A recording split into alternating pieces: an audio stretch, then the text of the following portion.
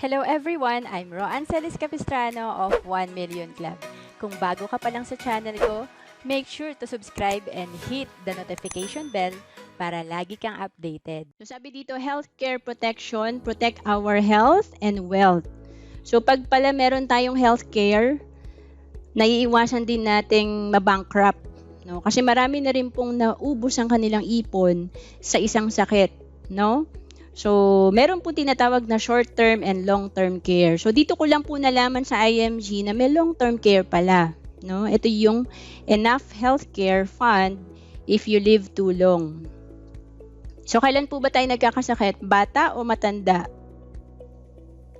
Yan, pakitype nga po 1 kung bata, 2 kapag matanda. Diba?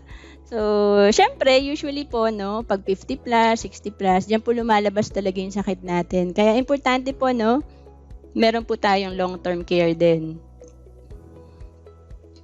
Ayan, of course, may choice naman tayo, no, executive ba, pay ward, charity. Sobrang ganda talaga na may short-term healthcare tayo. Talagang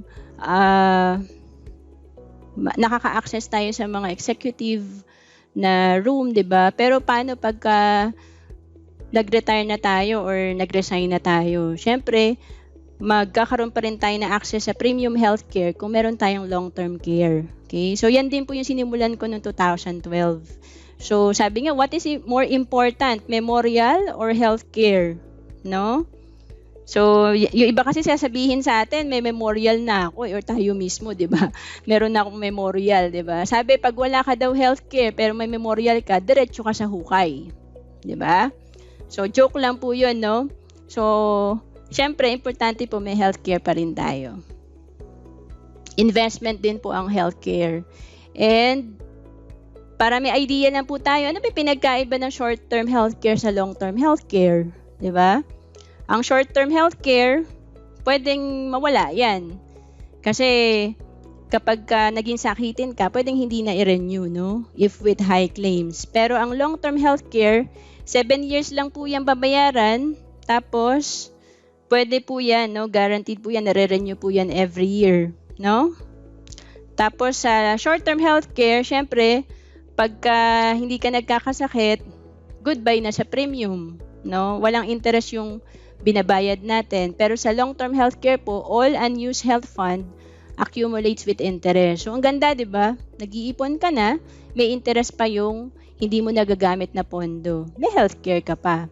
And then, sa usual na short-term healthcare, wala pong term insurance. Ito po yung life insurance. Pero po sa long-term care po, meron po siyang 4-way insurance coverage. Ibig sabihin, may life insurance ka na, meron ka pang accidental death, no? Tsaka dismemberment na benefit. Pag may naputol, no? Na parte ng katawan mo, naka-insured yan.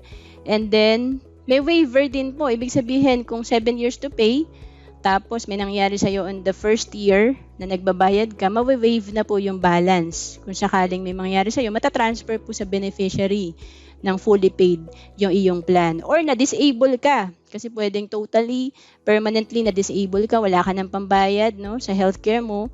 So, dito po, na-waive din po yung balance. Fully paid na matatransfer sa'yo. And of course, no return of premiums for non-utilization. Pagka nagbayad ka ng 20,000 per year, goodbye na. May mangyari or wala. Mag-avail ka ng healthcare or hindi. Pero sa long-term care po, babalik sa yung up to 85% ng premium na binayad mo on maturity date if no claim during 7-year paying period. Okay? Pakitype nga po, long-term care. Yan. So again, ang short-term healthcare end up having no healthcare at old age. Diba? People usually get sick at old age or young age. Ito na po yung kaninang sinagot natin.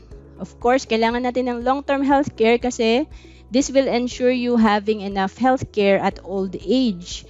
If you don't get sick, you can use the money for your other needs. So, bukod sa kung healthy living ka naman, no?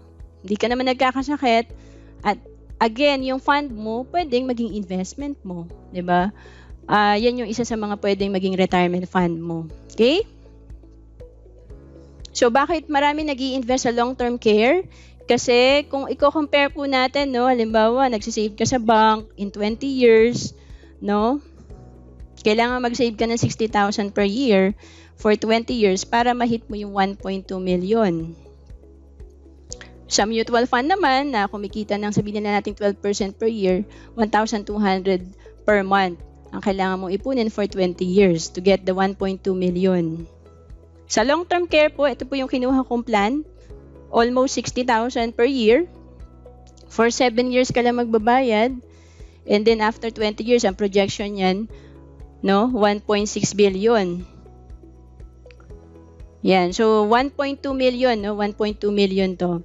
1.2 million, and then 7 years kang merong HMO, healthcare, and then after mo ma-fully paid yan, meron ka pa ring long-term care, may 20 years life insurance ka pa, tumutubo pa yung pera mo. Okay? So, yan po yung kagandahan. Kasi dito, 7 years ka lang nag-ipon, 60,000. Dito, 60 years for 20 years. Okay? So, next is life insurance. Ang ganda na sinabi dito, protect family while building wealth. No? Ayan. So, sabi nga nila parang may, umakyat sa elevator yung family mo, yung savings niya kapag ikaw ay may insurance. Kasi ang gusto lang naman natin, kaya tayo nagtatrabaho para maging comfortable yung family, or kung medyo umangat-angat pa sa buhay, di ba? Sobra pa yung ating maipon. And sabi dito, just think about this.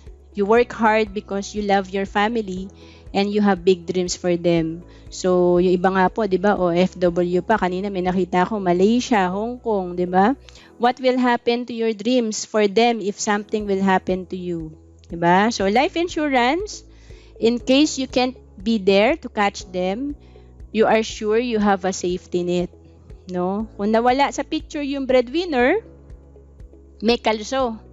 Ibig sabihin, hindi bababa sa poverty yung family kasi may marireceive na instant money ang family. Again, income replacement. And most people have adequate protection on their cars. Ito po yung sad news, di ba? But few have enough for their loved ones, no? So, for example po, yung 1 million na car insurance, 20,000 per year po ang binabayaran na premium.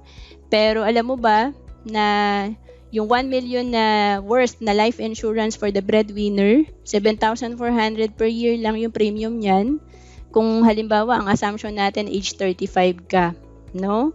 So, madalas po, pag tinanong mo, lahat ng may-ari ng kotse, meron po silang car insurance. Pero yung nagda-drive po ba, may life insurance? No? Yung breadwinner po ba meron? So, yan po yung tinuturo sa atin sa workshop 2 sa IMG. Naintindihan po dapat natin yung value ng insurance. Okay? Tapos, yun, no, importante, no, maintindihan natin yung insurance before buying life insurance. Kasi alam niyo po, nakabili po ako ng VUL before na sobrang mahal pala, no, after ko maintindihan to sa workshop 2. Kasi how it works and price, because you need to understand, no, how it works and price, because the cost of insurance is charged to you. Yan. So, ikaw po nagbabayad niyan. Kaya, mahirap po pag mahal na insurance yung nabili mo.